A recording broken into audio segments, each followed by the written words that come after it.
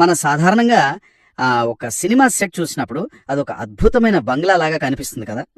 అవును, ఖచ్చితంగా. అంటే ముందు నుండి చూస్తే పెద్ద పెద్ద తలుపులు, అందమైన గోడలు, చాలా ఖరీదైన అలంకరణలుంటాయి. చూసే వాళ్ళకి ఒక రాజుగారి కోటలాగా అనిపిస్తుంది. కానీ కానీ ఒకసారి ఆ ప్రధాన ద్వారం తెరిచి లోపలికి వెళ్తే అక్కడేమీ ఉండదు. ఏమీ ఉండదు. జస్ట్ కొన్ని చెక్క కర్రలు, ఎగ్జాక్ట్లీ చెక్క కర్రలు, ప్లాస్టిక్ పైపుల ఆధారంగా ఆ భవనం నిలబడి ఉంటుంది. ఈరోజు మనం థామస్ జే స్టాన్లీ రాసిన ద మిలియనేర్ మైండ్ అనే పుస్తకం ఆధారంగా ఒక లోతైన విశ్లేషణ చేయబోతున్నాం. ఈ పుస్తకం చదివిన తర్వాత నాకేమనిపించిందంటే, మన చుట్టూ ఉన్న సమాజంలో చాలా మంది ఆర్థిక పరిస్థితి అచ్చం ఈ సినిమా సెట్ లాగే ఉందనిపించింది. వావ్, ఇది చాలా మంచి పోలిక.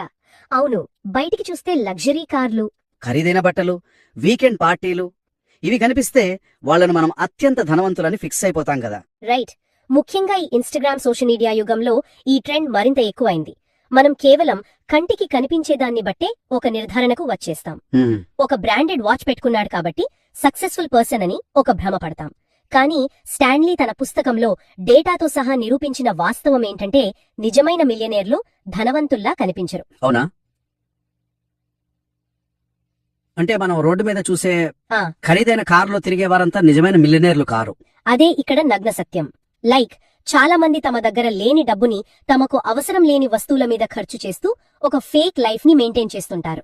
ఆ సినిమా సెట్ తలుపు తెరిచి చూస్తే లోపలంతా క్రెడిట్ కార్డ్ బిల్లులు, ఈఎంఐలు, అప్పులమయంగా ఉంటుంది. ఈ పాయింట్ దగ్గరే నాకొక పెద్ద డౌట్ వచ్చింది. బయటికి రిచ్ గా కనిపించే వాళ్ళు నిజమైన రిచ్ కాకపోతే మరి ఈ నిజమైన సంపన్నులు ఎక్కడున్నారు? వాళ్ళు ఎలా ఆలోచిస్తారు? అంటే వాళ్ళ సీక్రెట్ ఏంటి? అది చాలా ఇంట్రెస్టింగ్ క్వశ్చన్.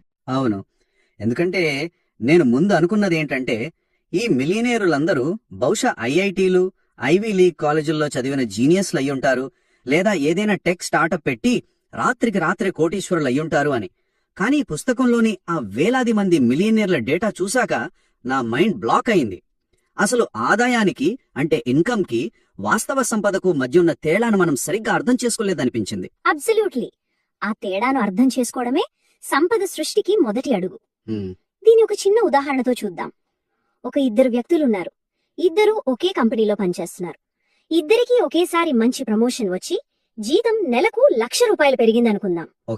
మొదటి వ్యక్తికి ఆ ప్రమోషన్ రాగానే అతని ఆలోచన విధానం ఎలా ఉంటుందంటే, నాకు స్టేటస్ పెరిగింది కాబట్టి నా లైఫ్ స్టైల్ కూడా పెరగాలి అని. వెంటనే పాత కారు అమ్మేసి డబుల్ రేటున్న కొత్త కారు ఈఎంఐ మీద తీసుకుంటాడు. ఖరీదైన గేటెడ్ కమ్యూనిటీకి షిఫ్ట్ అవ్వడం లాంటివి. అవును, ఎగ్జాక్ట్లీ. ఇక్కడ జరిగిందేంటంటే, అతని ఆదాయం పెరిగింది, కానీ దాంతో పాటే ఖర్చులు కూడా విపరీతంగా పెరిగిపోయాయి. క్యాష్ ఫ్లో ఉంది, కానీ బ్యాలెన్స్ షీట్ లో చూస్తే అసెట్స్ సున్నా. సరే, దీన్ని కాస్త వివరంగా విశ్లేషిద్దాం. నాకొక పోలిక గుర్తొస్తుంది ఇక్కడ. ఒక పెద్ద బకెట్లో పైన ఎంత నీరు పోసినా దానికి అడుగున ఒక పెద్ద రంధ్రం ఉంటే అది ఎలాగూ నిండదు కదా. ఆదాయం ఎంత పెరిగినా ఖర్చులు పెరిగితే పరిస్థితి ఆ బకెట్ లాగే ఉంటుంది. రైట్, కరెక్ట్ గా చెప్పారు. సరే, ఇప్పుడు రెండో వ్యక్తి గురించి చూద్దాం. అతనికి కూడా జీతం పెరిగింది, కానీ అతను తన పాత కారునే వాడుతున్నాడు, ఆ పాత ఇంట్లోనే ఉంటున్నాడు. ఆ పెరిగిన ₹1,00,000 అదనపు ఆదాయాన్ని ఏమాత్రం ఖర్చు చేయకుండా ఆ పూర్తిగా ఇండెక్స్ ఫండ్స్ లోనో, రియల్ ఎస్టేట్ లోనో పెట్టుబడి పెడుతున్నాడు. ఎగ్జాక్ట్లీ. అంటే ఇక్కడ ఇన్కమ్ పెరిగింది, కానీ లైఫ్ స్టైల్ క్రీప్ లేదు. దశాబ్దాల తర్వాత చూస్తే మొదటి వ్యక్తి ఇంకా ఆ ఈఎంఐలు కట్టడానికి తన బాస్ ముందు వంగి వంగి పని చేయాలి. కానీ రెండో వ్యక్తికి పూర్తిగా పని మానేసే స్వేచ్ఛ ఉంటుంది. పర్ఫెక్ట్. ఆ స్వేచ్ఛ కోసమే మిలియనియర్లు డబ్బును వాడుకుంటారు. ఇక్కడ అత్యంత ఆశ్చర్యకరమైన విషయం ఏమిటంటే, సాధారణ వ్యక్తుల దృష్టిలో డబ్బు అంటే సమాజాన్ని మెప్పించడానికి లేదా ఒక గొప్ప ఇమేజ్ ను క్రియేట్ చేసుకోవడానికి వాడే ఒక టూల్. అవును. కానీ మిలియనియర్ల దృష్టిలో డబ్బు అంటే చాయిసెస్, ఒక ఆప్షన్, జీవితంలో మనకు నచ్చినట్లుగా బతికే స్వేచ్ఛను కొనుక్కునే సాధనం. మీకు మీ పని నచ్చకపోతే రేపే రిజైన్ చేయగలగడం, మీకు హెల్త్ బాలేనప్పుడు 6 నెలలు ఎలాంటి టెన్షన్ లేకుండా ఇంట్లో కూర్చోగలగడం, కుటుంబంతో గడపడం. రైట్, మీ పిల్లలతో క్వాలిటీ టైం స్పెండ్ చేయడం. ఇలాంటి చాయిసెస్ ని వాళ్లు మనీ ద్వారా కొనుక్కుంటారు. వారు ఒక లగ్జరీ కార్ కొనకపోవడానికి కారణం వాళ్లకు ఆ కారు కొనగలిగే స్తోమత లేక కాదు. మరి ఆ కారు మీరు పెట్టే డబ్బు వాళ్ల ఫ్యూచర్ ఫ్రీడమ్ ని లాగేసుకుంటుందని వాళ్లకు ముందే తెలుసు. అంటే డబ్బును దాచిపెట్టేది కేవలం బ్యాంక్ బ్యాలెన్స్ చూసుకునే మురిసిపోవడానికి కాదు, మన లైఫ్ మీద మనకు కంట్రోల్ ఉండటం కోసం. ఇది చాలా బాగుంది. అయితే ఒక్కసారి స్టాన్లీ రీసెర్చ్ చేసిన ఆ డేటా పాయింట్స్ వద్దా. ఈ మిలియనర్లందరూ అసాధారణమైన ఐక్యూ ఉన్నవారో లేక పుట్టుకతోనే ఏదో గిఫ్టెడ్ బ్రెయిన్ ఉన్నవారో కారని స్టాన్లీ ప్రూవ్ చేశాడు కదా.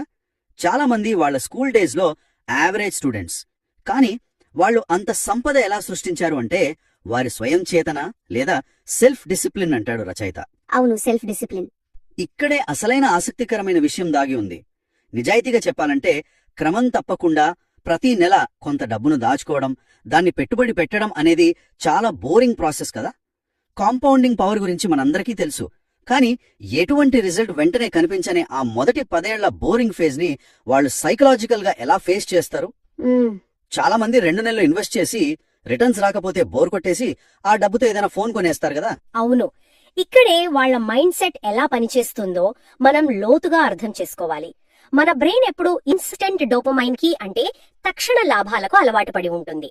ఒక ఖరీదైన ఫోన్ కొంటే వెంటనే ఒక కిక్ వస్తుంది. నలుగురు చూసి మెచ్చుకుంటారు కూడా. ఎగ్జాక్ట్లీ, ఇది ఇన్స్టెంట్ రివార్డ్. కానీ మిలియనేర్లు తమ డోపమైన్ సోర్స్ ని మార్చేసుకుంటారు. వారు వస్తువులు కొనడం ద్వారా వచ్చే ఆనందాన్ని వదిలేసి తమ నెట్వర్త్ పెరుగుతున్నప్పుడు వచ్చే ఒక రకమైన సెక్యూరిటీ నుండి ఆనందాన్ని వెతుక్కుంటారు. ఓ వావ్! ఒక విత్తనం నాటిన తర్వాత అది మొలకెత్తడానికి టైం పడుతుందని వాళ్లకు తెలుసు. ఆ ప్రాసెస్ ని వాళ్ళు నమ్ముతారు. ఒక్క అద్భుతమైన డీల్తో వాళ్లు కోటీశ్వరులు కాలేదు. వందలాది రోజువారీ చిన్న చిన్న సరైన నిర్ణయాలను పదే పదే తీసుకోవడం వల్లే అది సాధ్యమైంది. ఏ చిన్న ఆర్థిక నిర్ణయమైనా మిమ్మల్ని ఆర్థిక స్వేచ్ఛ వైపు అడుగు వేయిస్తుంది లేదా వెనక్కి లాగుతుంది. రైట్. ఇది వింటుంటే నాకు ఫిట్నెస్ గుర్తొస్తుంది. మనం జిమ్కి వెళ్లి ఒకే ఒక్క రోజు 10 గంటలు కష్టపడి వ్యాయామం చేస్తే మరుసటి రోజుకే 6 ప్యాక్ రాదు కదా. హాహా, అవును, రాదు. దానికి బదులు రోజు అరగంట చొప్పున కొన్ని సంవత్సరాలు క్రమం తప్పకుండా చేస్తేనే బాడీ మారుతుంది. అయితే ఆ క్రమశిక్షణతో చిన్న నిర్ణయాలు తీసుకోవటం మంచిదే. కానీ జీవితంలో అనుకోని కష్టాలొచ్చినప్పుడు, ఆర్థిక వ్యవస్థ దెబ్బతిన్నప్పుడు ఈ క్రమశిక్షణ సరిపోతుందా? అంటే మీ ఉద్దేశం? డిసిప్లిన్ గురించి మాట్లాడుతున్నాం కాబట్టి ఒక ప్రాక్టికల్ ప్రాబ్లంని తీసుకుందాం. అంత బాగున్నప్పుడు డిసిప్లిన్ గా ఉండడం ఈజీ. కానీ పరిస్థితులు ఎప్పుడూ ఒకేలా ఉండవు. ఒక వ్యక్తి చాలా పర్ఫెక్ట్ గా ఉన్నాడు, అనవసరమైన అప్పులు చేయలేదు, జాబ్ చేస్తున్నాడు. సడన్ గా ఒక గ్లోబల్ రిసెషన్ వచ్చిందనుకుందాం. రిసెషన్ వస్తే మార్కెట్లు క్రాష్ అయ్యాయి, కంపెనీ లేఆఫ్స్ ప్రకటించింది, ఆ వ్యక్తి ఉద్యోగం కోల్పోయాడు. ఇదంతా ఎక్కడో జరిగిన గ్లోబల్ క్రైసిస్ వల్ల జరిగింది. ఇందులో అతను తప్పేముంది? కానీ మిలియనేర్లు ఇలాంటి వాటిని కూడా ఎక్స్ట్రీమ్ ఓనర్షిప్ తీసుకుంటారు, ఎవరిని బ్లేమ్ చెయ్యరు అని పుస్తకంలో ఉంది. నా ఉద్దేశంలో వాళ్ల తప్పు లేనప్పుడు వాళ్ళు ఎందుకు బాధ్యత తీసుకోవాలి? ఇది కొంచెం అన్యాయంగా లేదా? మీరు అడిగింది చాలా వ్యాలిడ్ పాయింట్. దీన్ని మనం విశాల దృక్పథంతో చూస్తే ఇక్కడ మనం తప్పుకి అంటే ఫాల్ట్ కి, బాధ్యతకి అంటే రెస్పాన్సిబిలిటీకి మధ్యన డిఫరెన్స్ ని అర్థం చేసుకోవాలి. ఆ గ్లోబల్ రిసెషన్ రావడం అతని తప్పు కాదు. అవును. కంపెనీ లేఆఫ్స్ ఇవ్వడం అతని తప్పు కాదు. అవి అతని కంట్రోల్లో లేని విషయాలు. కానీ ఆ పరిస్థితికి అతను ఎలా రియాక్ట్ అవుతున్నాడు అంటే అతని ప్రతిస్పందన అనేది 100% అతని చేతుల్లోనే ఉంటుంది కదా. ఎక్స్ట్రీమ్ ఓనర్షిప్ అంటే గుడ్డిగా అంతా నా తప్పే అని ఏడ్చుకుంటూ కూర్చోవడం కాదు. మరేంటి? ఆ మెకానిజం ఎలా పనిచేస్తుందంటారు? జరిగిన దానికి ఎవరిని నిందించాలి అనే ఆలోచన నుండి ఇప్పుడు ఈ పరిస్థితిలో నేను ఏం చేయగలను అనే యాక్షన్ మోడ్లోకి మారటం. చూద్దాం. పర్సన్ ఏ ఉద్యోగం పోగానే గవర్నమెంట్ ని, ఎకానమీని, తన బాస్ ని తిట్టుకుంటూ ఒక 6 నెలలు టైం వేస్ట్ చేస్తాడు. అవును, సాధారణంగా జరిగేది అదే. ఈ 6 నెలల్లో అతని సేవింగ్స్ కరిగిపోతాయి, కొత్త అప్పులు మొదలవుతాయి. కానీ పర్సన్ బి అంటే మన మిలియనేర్ మైండ్ సెట్ ఉన్న వ్యక్తి జరిగిన దాన్ని మొదటి రోజే యాక్సెప్ట్ చేస్తాడు. సిస్టమ్ ని బ్లేమ్ చేస్తూ టైం వేస్ట్ చేయడు. వెంటనే తన నెట్వర్క్ లో ఉన్న వాళ్ళందరికీ కాల్ చేస్తాడు, కొత్త స్కిల్స్ నేర్చుకోవడం మొదలు పెడతాడు, వేరే ఇండస్ట్రీలో అవకాశాలు వెతుకుతాడు. ఎగ్జాక్ట్లీ. కేవలం 2 నెలల్లోనే ఏదో ఒక కొత్త ఇన్కమ్ సోర్స్ ని క్రియేట్ చేసుకుంటాడు. ఎవరిని బ్లేమ్ చేయాలి అని వెతికే వాళ్ళకి ఎప్పుడూ ఒక సాకు దొరుకుతుంది. కానీ ఎలా బయటపడాలి అని బాధ్యత తీసుకునే వాళ్ళకి ఒక దారి దొరుకుతుంది. ఆ ఫైనాన్షియల్ ఎమర్జెన్సీ నుండి ఎంత త్వరగా బయటపడ్డారు అనేదే వాళ్లను సంపన్నులను చేస్తుంది. వండర్ఫుల్. సిచ్యువేషన్ ని బ్లేమ్ చేయడానికి బదులు ఆ సిచ్యువేషన్ కి ఎలా రెస్పాండ్ అవ్వాలి అనేదే ఓనర్షిప్. కానీ ఇలాంటి మైండ్ సెట్ రావడం అంత ఈజీ కాదు కదా. నిజమే. ఎందుకంటే మనం ఎప్పుడూ ఒంటరిగా ఉండం. మన చుట్టూ ఉన్న వాతావరణం, మన ఫ్రెండ్స్ మనల్ని విపరీతంగా ప్రభావితం చేస్తారు. ఒకవేళ ఆ ఉద్యోగం పోయిన వ్యక్తి చుట్టూ ఉన్న వాళ్ళందరూ కూడా ఎప్పుడు పాలిటిక్స్ గురించి కంప్లైంట్ చేసేవాళ్లే అయితే అతను కూడా వాళ్లాగే తయారవుతాడు. మీరు ఎవరితో సమయం గడుపుతారు అనేదే మీ నెట్వర్క్ ని డిసైడ్ చేస్తుంది అంటారు కదా. ఇది ఎంతవరకు నిజం? అది 100% నిజం. మన చుట్టూ ఉన్న వాతావరణం మన ప్రవర్తనను సైలెంట్ గా డిక్టేట్ చేస్తుంది. ఉదాహరణకు, మీ ఇన్నర్ సర్కిల్లో ఉన్న ఫ్రెండ్స్ అందరూ ప్రతి వారాంతంలో పబ్స్ కి వెళ్తూ లేటెస్ట్ ఫోన్ రాగానే ఈఎంఐ మీద కొంటూ ఉంటే మనం కూడా ఆటోమేటిక్ గా అదే రైట్ అనుకుంటాం. కానీ అదే మీరు ఒక ఇన్వెస్టర్స్ గ్రూప్ లోనో లేదా కెరీర్ మీద ఫోకస్ చేసే వ్యక్తుల సర్కిల్లోనూ ఉన్నారనుకోండి, అక్కడ అందరూ రియల్ ఎస్టేట్ గురించి, బిజినెస్ ఐడియాల గురించి, ట్యాక్స్ సేవింగ్స్ గురించి మాట్లాడుకుంటారు. అప్పుడు మన మైండ్ సెట్ కూడా అటే వెళ్తుంది. అవును. అప్పుడు మీరు ఒక ఫోన్ కోసం 1,00,000 ఖర్చు పెట్టాలంటే మీకే సిగ్గేస్తుంది. మిలియనీర్లు తమ ఫ్రెండ్స్ ని, మెంటార్స్ ని చాలా జాగ్రత్తగా, ఉద్దేశపూర్వకంగా ఎంచుకుంటారు. ఎదుగుదలకు స్ఫూర్తినిచ్చే వాళ్లతోనే ఉంటారు. సరైన వ్యక్తులతో ఉంటే ఎదుగుదల అనేది చాలా సహజంగా మారుతుంది. రైట్. సో సరైన వాతావరణం, సరైన నెట్వర్క్ ని బిల్డ్ చేసుకోవాలి. అయితే సరైన వ్యక్తులను ఎంచుకోవడం ఎంత ముఖ్యమో, సమాజంలో మనకంటూ ఒక సరైన గుర్తింపు ఉండటం కూడా అంతే ముఖ్యం కదా. అవును, రెప్యుటేషన్ చాలా ముఖ్యం. ఈ పుస్తకంలో నాకు బాగా నచ్చిన కాన్సెప్ట్ ఒకటి ఉంది. చాలా మంది తాము విజయవంతమైన వారిగా కనిపించటానికి డబ్బు ఖర్చు చేస్తారు. కానీ మిలియనేర్లు నమ్మకాన్ని, వ్యక్తిత్వాన్ని అంటే క్రెడిబిలిటీ అండ్ ఇంటెగ్రిటీ నిర్మించుకోవడానికి శక్తిని వెచ్చిస్తారు.